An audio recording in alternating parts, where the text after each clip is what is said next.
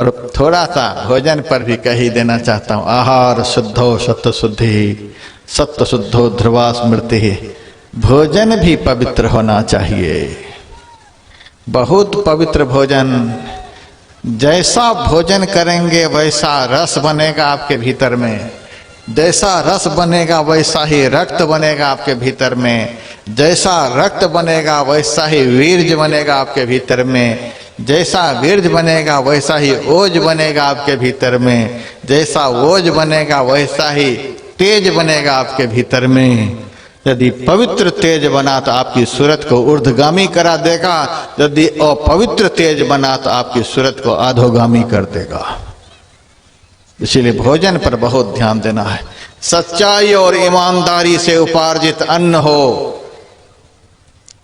एक बार और सुन लीजिए, सच्चाई और ईमानदारी से उपार्जित अन्न हो, पैसा हो, उस पैसे से ऐसा सामान ला करके भोजन करें जो शास्त्र के अनुकूल हो, जिस भोजन को आप अपने आराध्य देव के सामने अर्पण कर सकते हो। तो दीयम वस्तु गुरुदेव तुभ्यमेव समर्पय।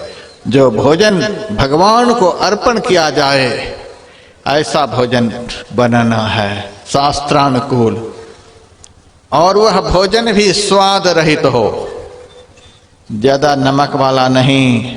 सेंधा नमक का प्रयोग करें तो कोलेस्ट्रॉल घट जाएगा, ब्लड प्रेशर खत्म हो जाएगा। सेंधा नमक का प्रयोग करें भोजन में, हल्का नमक का ज्यादा पता नहीं चले। लाल मिर्च का बिल्कुल प्रयोग बंद करें। जिनको भजन करना है उनके लिए मैं कह रहा हूं, लाल मिर्च का प्रयोग यह कामोत्तेजक होता है। लहसुन प्याज जो है मछली और मांस का गुरु भाई है। लहसुन प्याज मछली मांस का गुरु भाई महाकामोत्तेजक है, ध्यान भजन नहीं बनेगा। हाँ, अदरक जो है वह लहसुन प्याज का गुरु भाई है,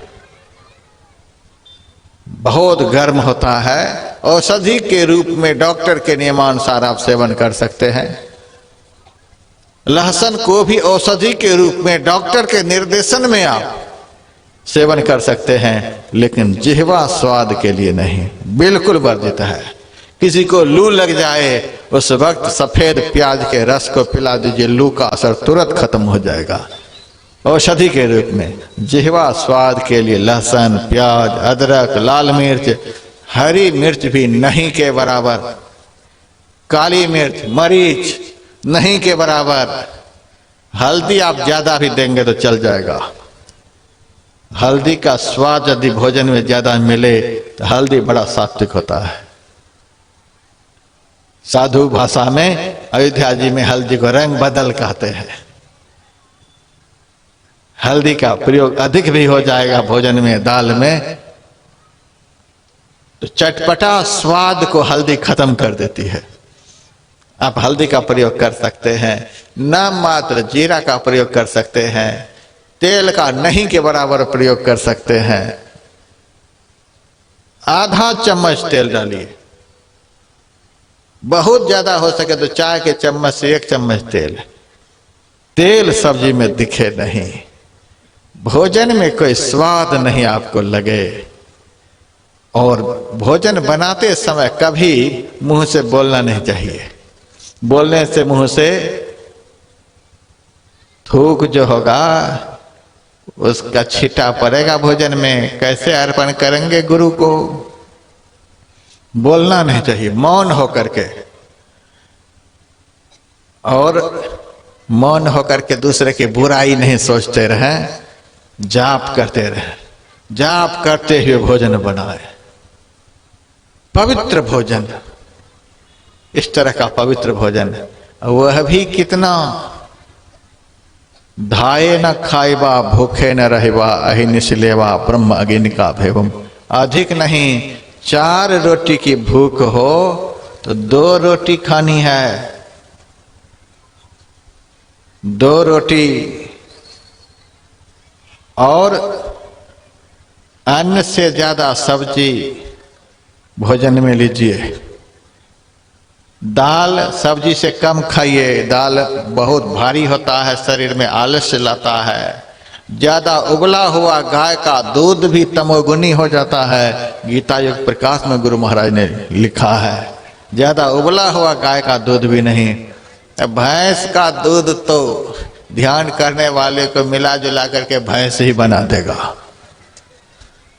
देखते हैं भैंस के बच्चा को, थोड़ी सी धूप लगेगी हाँफता रहेगा, हाँफता रहेगा, 15 दिन के बाद तो उठ करके वो खड़ा होता है। और मेरे आश्रम में हरिद्वार आइए, 2 घंटा होता है गाय के बच्चा को जन्म लिया हुआ उछलने लग जाता है। 2 घंटा में गाय का बच्चा उछलता है। 4-5 दिन के बाद तो हमको देखता है तो हमारी छाती पर चढ़ जाता है। देखिए गाय के बच्चा में कितनी फुर्ती होती है। ऐसा होना चाहिए। यह सात्विक दूध है, हल्का उबला हुआ। एक बार उफान आ जाए, स्वाद तो ज्यादा मालूम नहीं होगा लेकिन मन को सतोगुनी बना देगा। ज्यादा उबला हुआ दूध, दही, ज्यादा घी का प्रयोग, यह सब वर्जित है। खान पान को प्रथम संहारो, तब रस रस सब अवगुण मारो। भोजन पर यदि परहेज नहीं होगा तो भजन नहीं बनेगा। नाक रगड़ के मर जाएंगे और चटपटा चटपटा खाते रहेंगे, भजन नहीं बनेगा, किसी भी जन्म में नहीं बनेगा। गुरु महाराज का वचन है, खान पान को प्रथम संहारो, तब रस रस सब अवगुण मारो। यदि भजन बनाना हो तो ऐसा भोजन करिए, अब बिगाड़ना हो तो जो मर्जी सो करिए। मेरे सामने माइक है तो धर्म की गादी पर आपके कल्याण की बात जरूर करेंगे। अब भोजन भी ठीक हो गया।